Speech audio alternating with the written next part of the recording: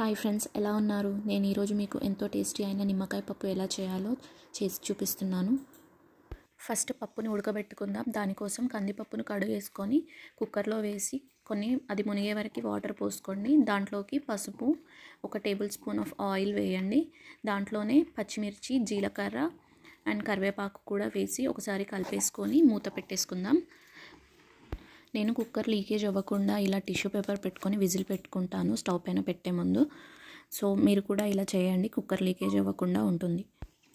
ఒక 6 విజిల్స్ పెట్టుకుంటే పప్పు ఉడికిపోతుంది. దాంట్లోకి కుక్కర్ మూత తీసేసి దాంట్లో వాటర్ పోసుకోండి. మీకు పప్పు ఎంత లూజ్గా కావాలంటే అంత వాటర్ వేసుకొని ఒకసారి మొత్తం పప్పు కలిసేలాగా కలిపేసి దాంట్లో టేస్ట్కి సరిపడా సాల్ట్ వేసుకోండి. అండ్ తరిగి పెట్టుకున్న ఆనియన్స్ కూడా వేసి స్టవ్ పైన పెట్టేసి ఉడకబెట్టండి. పప్పు ఉడుకుతున్నప్పుడు దాంట్లోకి జీలకర్ర, వెల్లుల్లి కలిపి దంచుకున్న పేస్ట్ వేసుకోవాలి కొంచెం. అది ఒకసారి కలిపేసుకొని దాంట్లో నిమ్మరసం పిండుకోవాలి. ఇప్పుడు మీకు ఎంత పులుపు కావాలనుకుంటే అంత నిమ్మరసం వేసుకోండి. వేసి ఒకసారి కలిపేసుకొని దించేసుకోండి. ఇప్పుడు పప్పుకి పోపు పెట్టుకుందాము. ఒక చిన్న ప్యాన్ పెట్టుకొని దాంట్లో ఆయిల్ వేసుకోండి. ఆయిల్ వేడయ్యాక ఆవాలు, జీలకర్ర, పసుపు వేసి ఒకసారి కలుపుకోండి.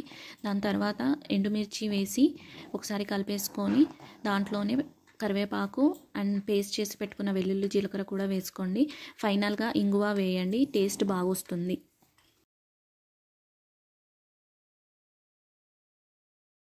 స్టవ్ ఆఫ్ చేసుకొని ఈ పోపుని పప్పులో వేసి కలిపేసుకోండి. ఫైనల్గా సన్నగా తరిగి పెట్టుకున్న కొత్తిమీర వేసి కలుపుకోండి. పప్పులో కొత్తిమీర వేసుకుంటే మనకి చాలా ఫ్రెష్ టేస్ట్ వస్తుందండి. అంతేనండి, నిమ్మకాయ పప్పు రెడీ అయిపోయింది. మీకు ఈ రెసిపీ నచ్చినట్టయితే లైక్ చేయండి. నా మరిన్ని వీడియోస్ కోసం సబ్స్క్రైబ్ చేసుకోండి. Thank you.